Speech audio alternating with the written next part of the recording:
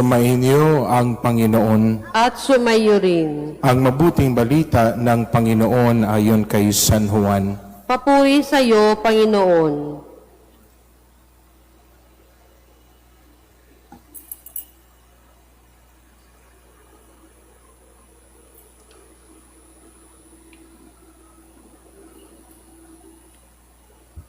Noong panahon yun, sinabi ni Jesus sa kanyang mga alagad, "Ito ang aking utos, mag-ibigan kayo, gaya ng pag-ibig ko sa inyo.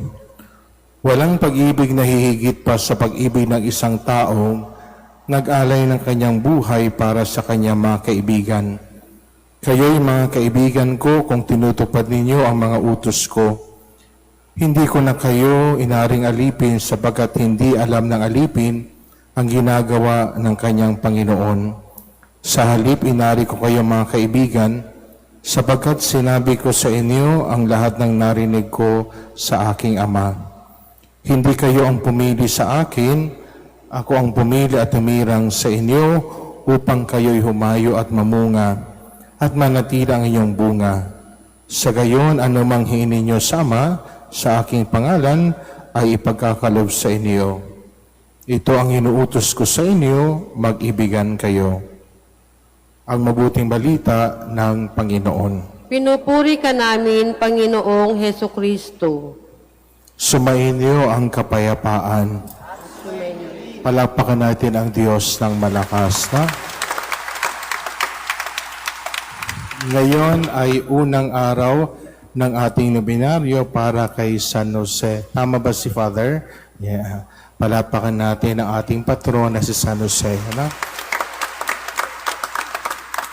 At dahil unang araw, sinabi rin ni Father Badong, ngayon daw ang pagdalaw ng relic ni Saint Charbel.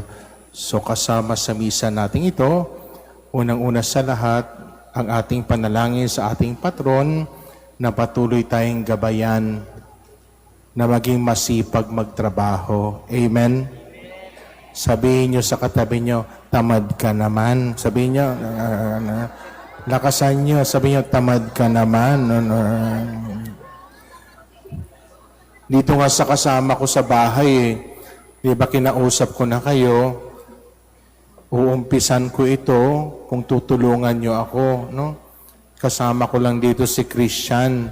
Uy, Gary, tumulong ka naman, no? At lahat, tumulong, no? Kasi hindi ko talaga kakayanin ito, no? Sabi ko kay Lord, gusto kong ipamahagi yung pag-asa at pagaling ng mga tao. Pero Lord, hindi ko po kaya dahil alam ko ang aking limitasyon. Naglilingkod ako sa mga paaralan. Hindi lamang isa yon, no? Kaya sabi ko, sa mga kasama ko, tutulungan niyo ako. Tutulungan niyo ba ako, mga kasama ko sa bahay? Yes or no?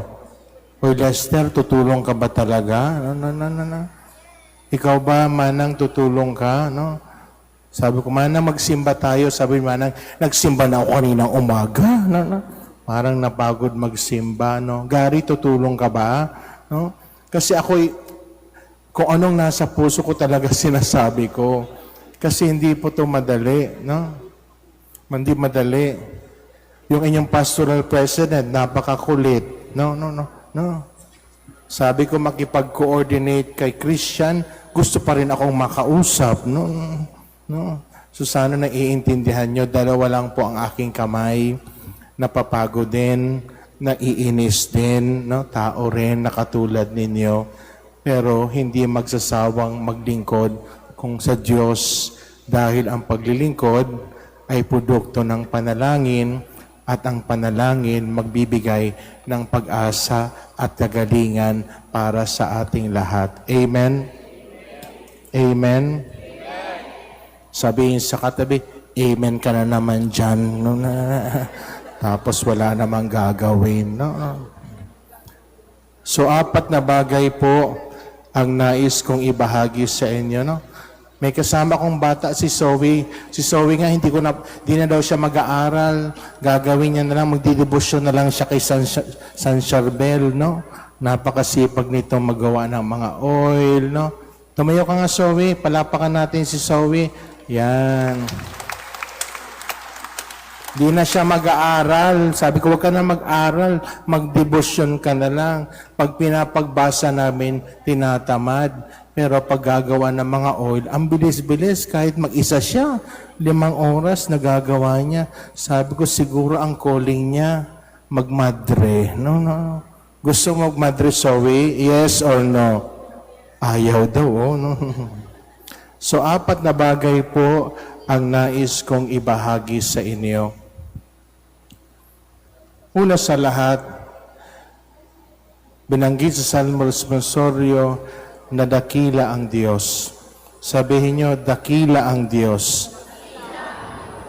Sino sa inyo ang naniniwala na dakila ang Diyos? Pumalakpak ng malakas.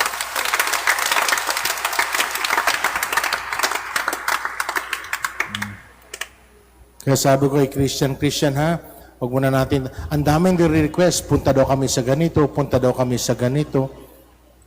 Sabi ko, akala nila pagpunta, pag pinikit ang mata, nandoon na. No. Pero alam ko, dakila ang Diyos ay gagawa ng paraan dahil mahal tayo ng Diyos. Amen? Una, yung paalala para sa ating lahat. Ito'y paalala, hindi naman ni San Charbel. Paalala din to ni San Jose. Yung humility, kababaang loob. Sabihin nyo, kababaang loob. Sabihin nyo, sabihin nyo sa katabi nyo, mayabang ka naman eh. Maya-maya, magpapapicture kayo sa relic. Nagpa-picture sa relic, hindi naman nagdasal. Magkikwento, nagpunta sa amin doon yung San Charbel. Nakapapapicture sa relic. Hindi naman nagdasal. Hindi naman napalapit sa Diyos. Hindi naman nagbagong buhay. Anong saysay? Yung kababaang loob, ang hamon dito ay magbagong buhay. Tanggapin ang alok ng Diyos na pagbabagong buhay. So, bawal ang mayabang, ha? Hoy, yung mga naglilingkod sa simbahan, yung dapat kayo ang mukha ng kababaang loob, hindi kayabangan. Amen? Amen. Yung mga naglilingkod ba, nayayabangan kayo sa kanila kuminsan? Yes or no? Ay, talaga? Hindi ko alam yun, ha? Nagbabakas sakali lang ako. Diyos ko, ha? Pero, huwag magalit. Sa amin ba mga pare, naiinis din kayo? Yes or no? Kumwari pa kayo. No? Patawarin nyo na kami. Tao rin na katulad ninyo. Pero maganda kay Saint Charbel, sabi niya, humility ay paggawa ng mga bagay na mabuti na hindi ito pinapaalam sa iba. Ay, natutuwa naman ako. Nakita ko na ang paborito kong estudyante, si Father Badong. Palapakan natin si Badong, no? Huwag kang aalis, Badong, ha? Anointing kasama ka, no? Yung kababaang loob ay paggawa ng kabutihan na hindi pinapaalam sa iba. Sino sa inyo ang gumawa ng kabutihan kahapon? Pumalakpak ng malakas. Sinabi ng huwag ipaalam. Pinaalam nyo na naman, no? Pangalawa, holiness. Sabihin nyo, kabanalan. Sabihin nyo, lakasan nyo, kabanalan. Napapansin ko yung mga matatanda, ano? Ang haba nyo magnobina, bla bla bla bla bla bla, diba, no? Mahaba. Baka pwede baguhin yung mga lola. May oras din kayo na tumahimik lang kayo. Yung kabanalan daw, nagsisimula sa pakikinig kay Lord. Yun ang panalangin na ginagawa ko. Sa harapan ng Diyos, sa harapan ng tabernakulo, nananahimik. Sabi ko, Lord, ano bang gusto mong gawin ko? Ito, pinagdasal ko ito dahil alam ko, hindi ito madali. Matagal akong tumatanggi. Sabi ko, Lord, gagawin ko lang yung kaya ko.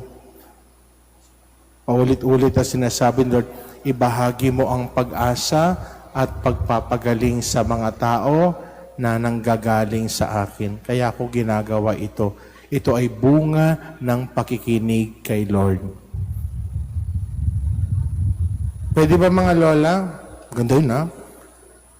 Paghapon, magsasama-sama kayo bago kayo yung nobina nyo. Memorize nyo nga yung mga nobina nyo, no? Memorize nyo na. No? May kilala ako nung matanda, yung nagdadasal sa mga patay. Meron ba dito? Yung nagdadasal sa mga patay. Kabisado yung mga dasal ng patay, no? Sabi ko, Diyos ko, Lola, bago ka mamatay, sana may matutunang magdasal niyan. Kasi pag namatay ka na, baka patay na rin yan. Memorize talaga yung mga dasal. May mga Latin-Latin. Ay, kanina, kumakanta pa kayo. No mas amor que el tuyo, oh corazón divino. Mga kanta yung matatanda, no? Kabanalan na nagsisimula sa pakikinig sa Diyos. Amen? Ano yung una? Ano yung una? Diyos ko, tulog na naman kayo. Humility. Ano una? Pangalawa? Kabanalan. Tingnan mo sa San Jose, nakikinig kay Lord. Sabi ng anghel kay San Jose, Hoy, San Jose, huwag kang matakot.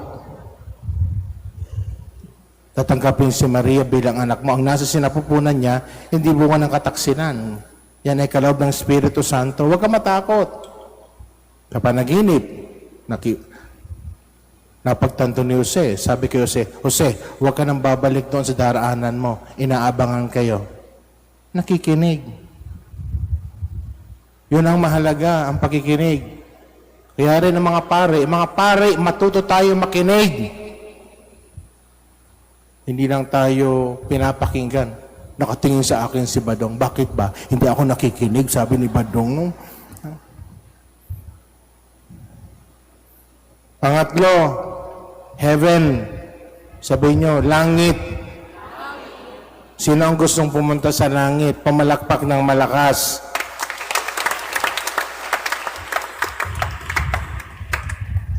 Yung iba hindi pumapalakpak, parang gusto yung impyerno.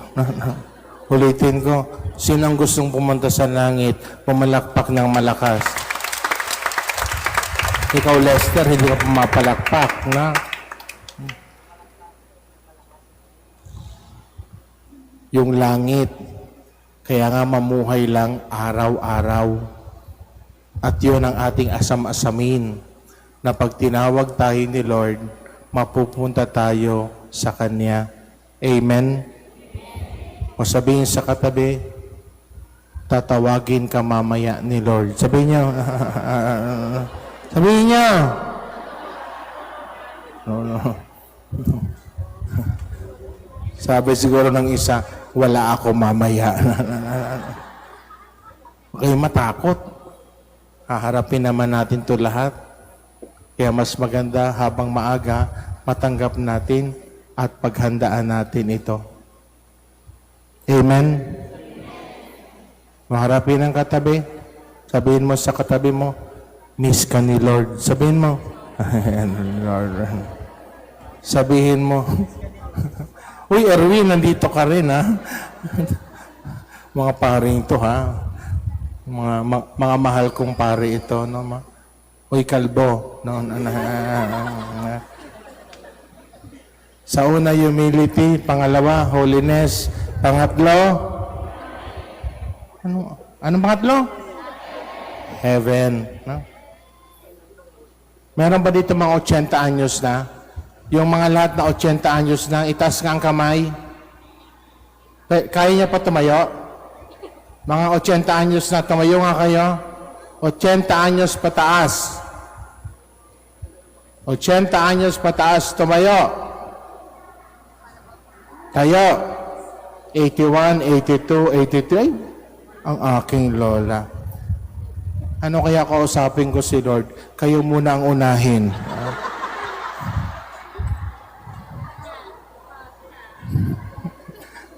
Yung matatanda, nagalit sa akin. Meh!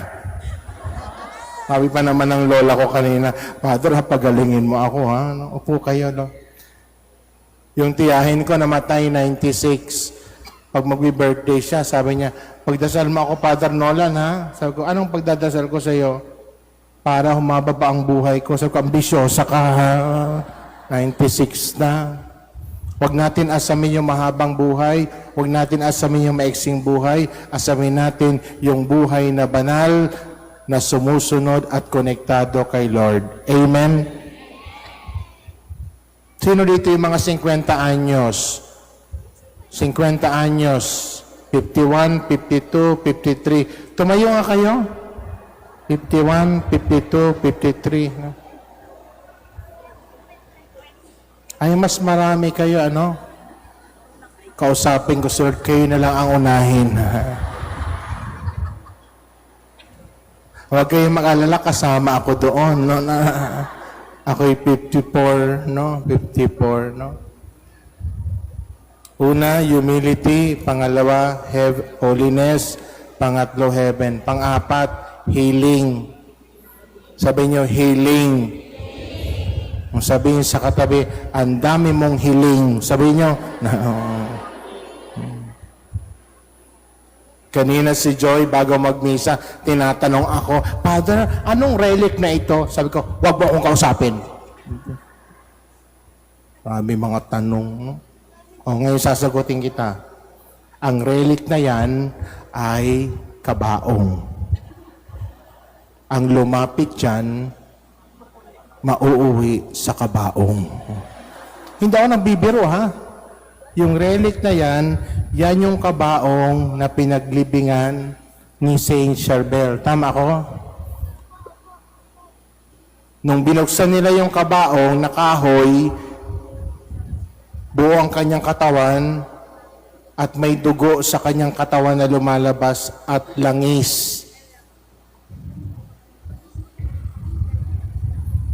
Maganda nga yung relic, anong paalala sa atin na sana pag tayo ay namatay, magiging banal tayo. Huwag nating asamin na pag namatay tayo, may mga langis na lumabas sa katawan natin. I-cremate na kayo, wala nang langis yun. No? Pero yung kabanalan, yun ang asamin natin. At dahil doon naging pamoso yung oily Saint Charbel, na nagiging daan para pagalingin ng Diyos ang mga may sakit. At lahat kayo na nandito, bago kayo umuwi, bibigyan kayo ng oil ni Saint Charbel. Joke lang yon. Totoo, bibigyan kayo. No? Yung healing, sabi ni Saint Charbel, yung healing ay pagtitiwala sa Diyos. Kung gusto ng Diyos na ikaw ay gumaling, gumaling. Amen.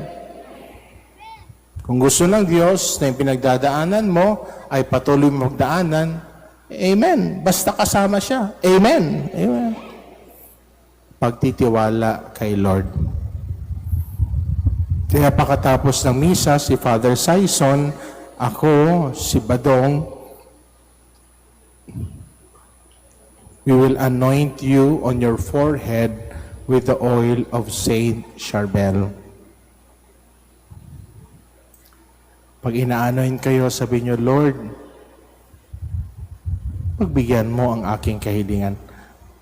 Sa panalangin ni Saint Charbel, birthday niya ngayon. Wow. Birthday niya ngayon, no? Naniniwala ako na may mga gagaling ngayong gabi. No? Amen? Amen. Amen.